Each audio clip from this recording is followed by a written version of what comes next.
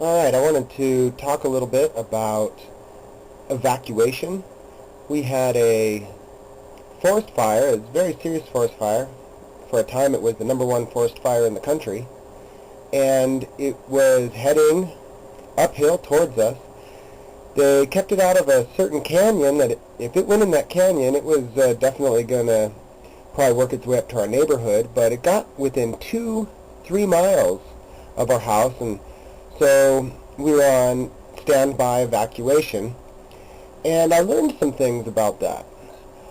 And one of the things I realized, if you have multiple vehicles, you may want to have an evacuation style alliance where you could maybe stay at someone's place that's nearby.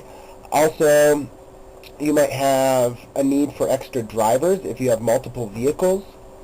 So that's something to do, maybe it's a forest fire or a flood, but have sort of a group of people that might work together to get what needs to be done, or even house people that are displaced.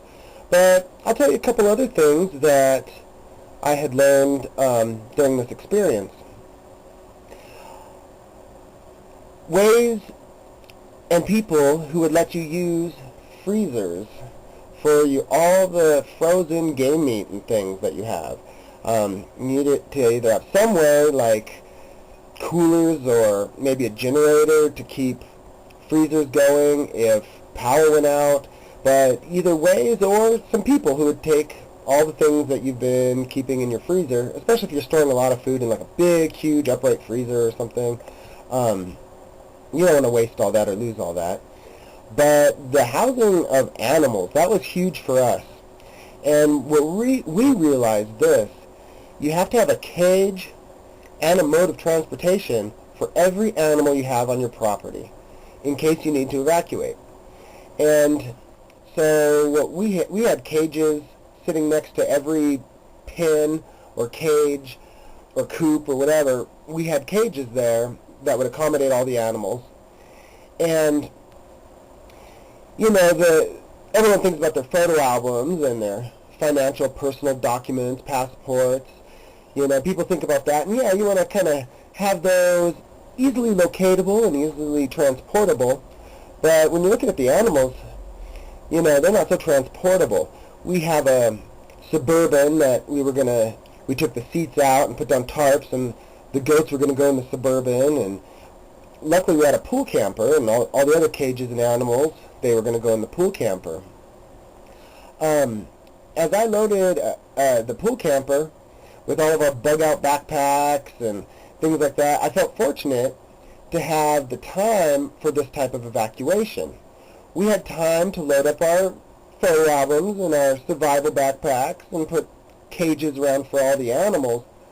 But, there are situations where it's like you have 2 minutes to get out, go, run, and that's a much different situation. I want to talk a little bit about the pool camper. Well, you also need a vehicle to pull the pool camper. But that is a place that you can live. You can house people if your location isn't threatened for an evacuation. If someone's displaced, they can stay in your pool camper. Better than on your living room couch. The other thing, it's a large space that I can fill with all of my belongings and take off down the road. But you need to make sure that your camper is ready to go at all times, air in the tires, things like that. And one thing that occurred, we had a fuse that blew on a truck, so it wouldn't start. And so, we would have to leave that behind if potentially we had to evacuate. So you want to keep all your vehicles running, have a driver for all the vehicles. The other thing I realized, when you have a bunch of valuables, some of the heavy, hard-to-move stuff all of a sudden becomes less valuable. Let's say you had a huge grandfather clock that was an heirloom. That's a pretty difficult heirloom to move in an evacuation. So this evacuation experience was a study in minimalism and mobility, preparedness, and it was pretty enlightening to me.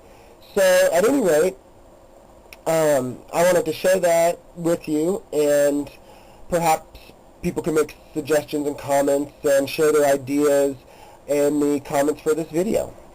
But I hope you enjoyed the pictures of that fire. Those are pictures from the fire that we had. And it's kind of a sad thing when there's a fire. I feel bad for the animals that don't move very fast. The frogs, salamanders, snakes, things like that. But at any rate, that's what I had to share for you. Hope it might have given you some things to think about, and hope you never have to have an evacuation yourself. But at any rate, have a nice day.